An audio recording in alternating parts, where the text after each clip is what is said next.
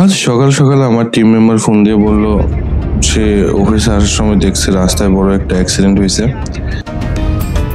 তাই বললো যাবেন নাকি ওইখানে। আমি ভাবলাম যাওয়া যায়, তাই বললাম তুমি দাঁড়াও আমি আসতেছি। ওকে রাস্তা থেকে তুলে নিলাম।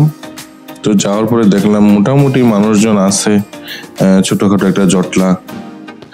ওইখানে গিয়ে দেখি অলরেডি পুলিশ চলে আসছে, সেনাবাহিনীর লোকজন চলে আসছে, ফায়ার সার্ভিস চলে আসছে। তো দেখলাম যে একটা ট্রাক একটা ঘেরের মধ্যে পড়ে আছে, অর্ধেক ডুবে গেছে ট্রাকের। আর কিছু সময় পর জানতে পারলাম কি ওইখানে ট্রাকের নিচে নাকি একটা মানুষ ফেসে আছে এখনো।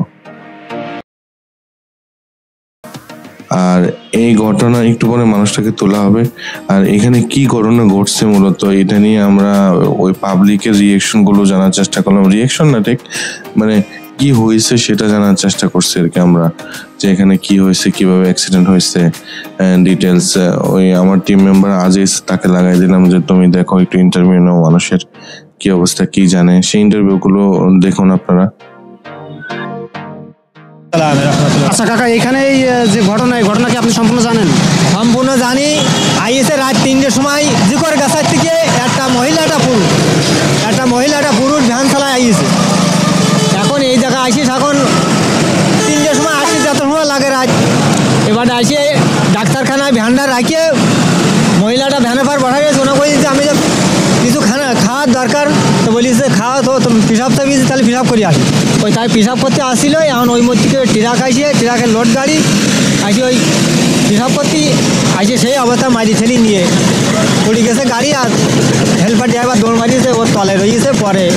পরবর্তীতে আসে গাড়ির মধ্যে ছিল, ওরা গাড়ির মধ্যে ছিল, আমরা গাড়ি দেয় হেল্পারটা বেরিয়েছে, ড্রাইভার আমি বসাই রয়েছি। আর পরে বেরিয়ে মানে শুধু কি এই একটা লোক মারা গেছে আর আহত হয়েছে এরকম? না না না না, ওই 2জন লোক ছিল, ড্রাইভার আর হেল্পার। তা 2জন বাসি আছে, এই লোকটা গাড়ির তলে পড়েছে, ওরাও জানে না তা। মানে এই লোক গাড়ির তলে পড়েছে, ওরা মানে নিজেরাই বুঝতেই পারেনি যে আসলে সামনে লোক ছিল। না না, ওরা তো গমের তেরাসে মারিস, ওরা তো বুঝতে পারেনি যে ওই জায়গায় লোক আছে। আচ্ছা, এটা আনুমানিক রাত কয়টা দিন? আনুমানিক এই ভোর 6টায় ভোরে নামাজ পড়ি বেরিয়েছে, সব আইসে এই জায়গায় সেই সময় সকাল ভোরবেলা হয়েছে। সকাল ভোর 6:30 কিন্তু 6টার সময়, 6টার সময় আমরা নামাজ পড়ি সব করি এই আসতেছি। সেই সময় ওরা এই মোহাম্মদ দাঁড়ায় রয়েছে, গাড়িটা দ্রুত আসলো, আসি পর আমি গেল কতি কম আছি না, গাড়িকে উড়ি করলি হলে আর কি করলি হলে। এবার আসি দেখি গাড়ি হয়ে গেছে। তো এই হচ্ছে মূলত ঘটনা। তো সেনাবাহিনীর লোকজন ভিডিও করতে দিচ্ছিল না, তাই আমি এক সাইডে চলে গেলাম। ওইখানে গিয়ে দূর থেকে ভিডিওটা করলাম। এই যে এখন হচ্ছে ওই লোকটাকে চাকার নিচ থেকে বের করা হচ্ছে ক্রেন দিয়ে। আপনার ট্রাকটা একটু উঁচু করে ওইখান থেকে 2-3জন মানুষ চলে গেল, গিয়ে ওইখান থেকে পানির নিচ থেকে খুঁজে বের করলো। একবার পাইছে কিন্তু তবু বের করে নিয়ে আসতে পারেনি, মনে হয় আটকে ছিল আর কি। তো এরপরে ক্রেন দিয়ে আরো উঁচু করলো ট্রাকটা, এক সাইড উঁচু করে সেখান থেকে বের করে নিয়ে আসলো। বের করে নিয়ে এসে ওই যে পুলিশ তারা লাশটাকে করে আপনার ময়নাতদন্তের জন্য পাশের উপজেলার হসপিটালে পাঠালো আর কি। আমাদের সামনে দিয়ে নিয়ে গেল, এই দেখুন এখানে আছেন।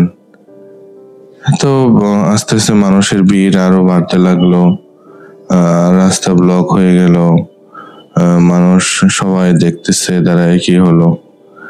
মৃত্যুই নিশ্চিত, আর কোনো কিছু, সবকিছু অনিশ্চিত, মৃত্যুই নিশ্চিত। আল্লাহ সবাইকে মাফ করুক। আজকের মতো এই পর্যন্ত। আসলে মনটা খারাপ হয়ে গেল, কিছু বলার নাই।